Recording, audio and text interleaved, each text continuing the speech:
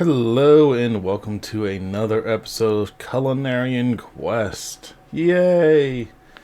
So this one was it was completely unplanned. I hadn't planned on doing this and I just figured, what the hell.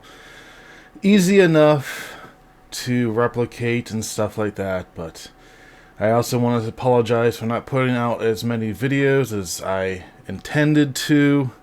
I am working on it. I just, for whatever reason, my brain just goes bleh whenever I want to record voiceovers for this. But I will be working on that over the year and stuff like that. So, with that, let's get into fried pork. While I'm getting ready and using some extra footage, I will tell you what I used to make this. Obviously, it being fried pork, I used pork. And then for the oil itself, I use plain old vegetable oil in a pan, like so. I set the temperature for the oil to 350 degrees and let it sit for a while just so it gets nice and warm, ready to be used. I used flour, an egg wash, which was just plain eggs, cracked open and whisked together. And for seasoning, I used the Yellowstone flavoring. It was very good the first time, and I will get into that in just a little bit. And I used ramen noodles and an egg later on.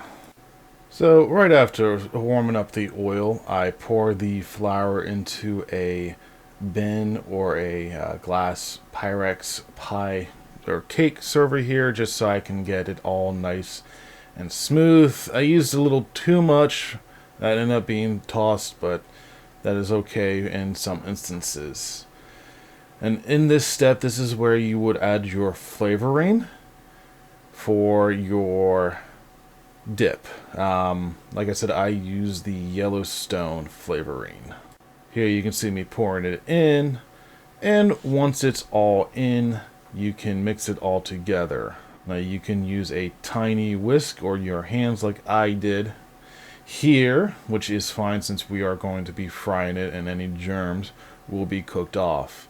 I wasn't happy the first time, so I decided to add a little bit more, because you never can go wrong with too much flavoring. Actually, you can't. Don't over flavor anything. It'd be too salty, too peppery. You never know, because unless you're taste testing everything that's food and cooked safe, you'll never know what the flavor you're going to get is. And after a quick cleanup and getting on some food safe gloves, I crack open 3 eggs in a simple mixing bowl. I'm using gloves from now on because it's a lot easier to take them on and off, and then washing your hands after you touch unsafe or raw foods. I recommend, if you are going to be cooking often, to get a pair. And after moving the eggs and taking off my gloves, a quick whisk to break up the yolks makes you a nice egg wash. Now, at work where we do this, we use liquid eggs, but this is essentially the exact same thing. It's just eggs mixed up together. And now with the basic preparation ready to go, we dip our pork into the egg wash. Make sure it's nice and wet and covered, and then we will transfer it to the flour. Once again, making sure it's all nice and covered. If a spot here and there is not covered, that's okay, but I wanted it covered. And I decided to do a double dipper. Oh no! So just stick it in again, and yes, some of the flour will probably be coming off. That's okay. And then reflour once again to get that nice crunchy flavoring. So with this coming section, you're gonna have to apologize. I have a microwave running to warm up some green beans. So there's gonna be a slight humming in the background. But also, as you can see, I have ramen noodles cooking, ready to go for the pork side. And here we go, dipping it in. Let's listen to that nice hiss.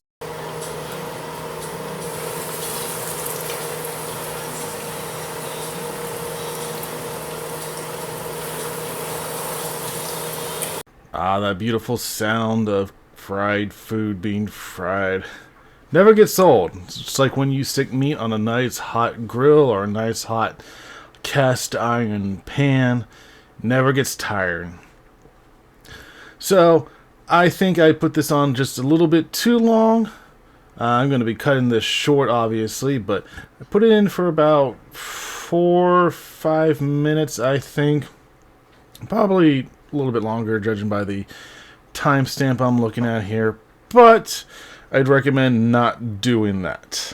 I also have a habit of using a thermometer to test the internal temperature of meat, which I do at work, but this did not work for this particular item, because it did turn out a little too tough towards the end. And so, with cooking almost done, the noodles are ready to go. I decided to add a little bit of egg to the meal, so I cracked 2 open. Now, this is really annoying on my part. Unfortunately, the yolks broke. I didn't want the yolks to break. I hate it when the yolks break. But since I didn't want scrambled eggs either, I decided to just, let them be and just have broken over hard eggs. Again, I wanted to have over easy with unbroken yolks, but that didn't happen with this meal. And then once everything is ready to go and done cooking, simply take them out of the oil, put them on a paper towel to soak up any excess oil and pat them dry, and let them rest for a few minutes. And after letting them rest for a little bit, it's time to cut them open. Oh yeah, this is always a fun part. Look at that, cooked all the way through. And for this meal, I cut them into slices, make it easier for consumption with the noodles and egg. I love when it was cooked all the way through. Like I said earlier, though, it was a little tough towards the end. So, unfortunately for that, but it was still tasty. Now, this will be part of the video where I plate up the meal. And you may be wondering, where's the footage? Well, funny story. I forgot to hit record on the camera.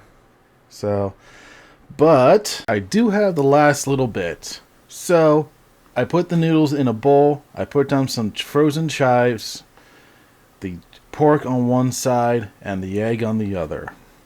And that's simply how you plate this dish. And with that, you have a simple fried pork bowl.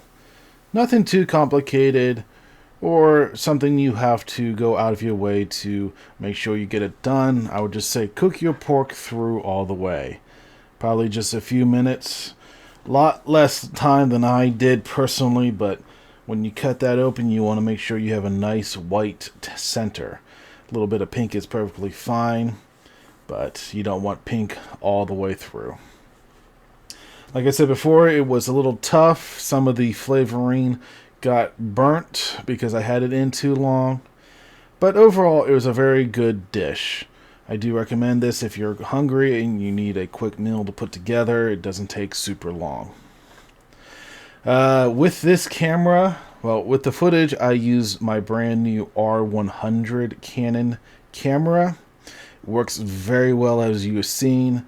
I may end up going back and re-recording some other meals with this camera instead of the ones I've had, but for some it just took too long to record, and I will be using the other footage beforehand.